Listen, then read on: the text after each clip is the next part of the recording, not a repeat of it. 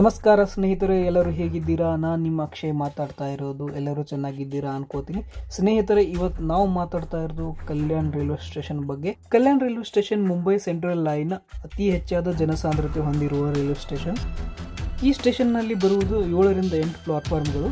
ಹಾಗೆ ದಿನಕ್ಕೆ ಇಲ್ಲಿ 278 ರಿಂದ 360 ಟ್ರೈನ್ಗಳು ಈ ರೈಲ್ವೆ ಜಂಕ್ಷನ್ನಲ್ಲಿ ತಂಗುತ್ತವೆ. ಗೆಳೆಯರೇ, ದಿನನಿತ್ಯ 2.8 ಲಕ್ಷಕ್ಕೂ ಹೆಚ್ಚು ಜನ ಈ ರೈಲ್ವೆ ಸ್ಟೇಷನ್ನ ತಮ್ಮ ಪ್ರಯಾಣಕ್ಕೋಸ್ಕರ ಬಳಸುತ್ತಾರೆ. 2.8 ಲಕ್ಷಕ್ಕಿಂತಲೂ ಹೆಚ್ಚು ಜನ ಗೆಳೆಯರೇ. ಹಾಗೂ ಇದು ಅಂತಾರಾಷ್ಟ್ರೀಯ ವಿಮಾನ ನಿಲ್ದಾಣದಿಂದ ಮಾತ್ರ 30 ಕಿಲೋಮೀಟರ್ ದೂರದಲ್ಲಿನೇ ಇದೆ. ತುಂಬ ದೂರ ಏನೂ ಔಟ್ಸೈಡ್ ಇದೆ ಅಂತಲ್ಲ. ಆದರೂ ಗೆಳೆಯರಿ, ಈ ರೈಲ್ವೆ ಸ್ಟೇಷನ್ ಬಗ್ಗೆ ಒಂದು ನನಗೆ ಸಮಾಧಾನ ಏನಿಲ್ಲಪ್ಪ ಅಂದರೆ ಇಲ್ಲಿ ಸ್ವಚ್ಛತೆ ತುಂಬ ಕಡಿಮೆ ಇದೆ. ಸ್ವಚ್ಛತೆ ಬಗ್ಗೆ ನೀವು ನೋಡಬೇಕಂದ್ರೆ ನಿಮಗೆ ಸ್ವಚ್ಛತೆ ಎಲ್ಲಿನೂ ಸಿಗೋದಿಲ್ಲ.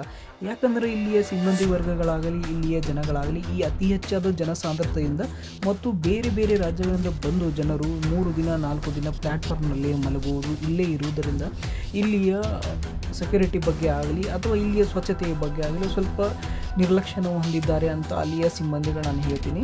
ನಿಮ್ಮೆಲ್ಲರಲ್ಲಿ ವಿನಂತಿ ಏನಪ್ಪ ಅಂದರೆ ಸ್ವಚ್ಛತೆ ಮಾಡುವುದು ಸರ್ಕಾರದ ಮೇಲೆ ಅಷ್ಟೇ ಇರಲ್ಲ, ಅದು ನಮ್ಮ ಸಾಮಾನ್ಯ ಜನಸಾಮಾನ್ಯರ ಮೇಲೂ ಇರುತ್ತೆ. ಹಾಗಾಗಿ ನೀವಿರುವ ಸ್ಥಳವನ್ನು ಸ್ವಚ್ಛವಾಗಿಟ್ಟಿರಿ. ನೀವು ಪ್ರಯಾಣಿಸುವಾಗ ನಮ್ಮ ಭಾರತೀಯ ರೈಲನ್ನು ಸ್ವಚ್ಛಗಿಡಿ ಅಂತ ಹೇಳುತ್ತಾ ಎಲ್ಲರಿಗೂ ನಮಸ್ಕಾರ.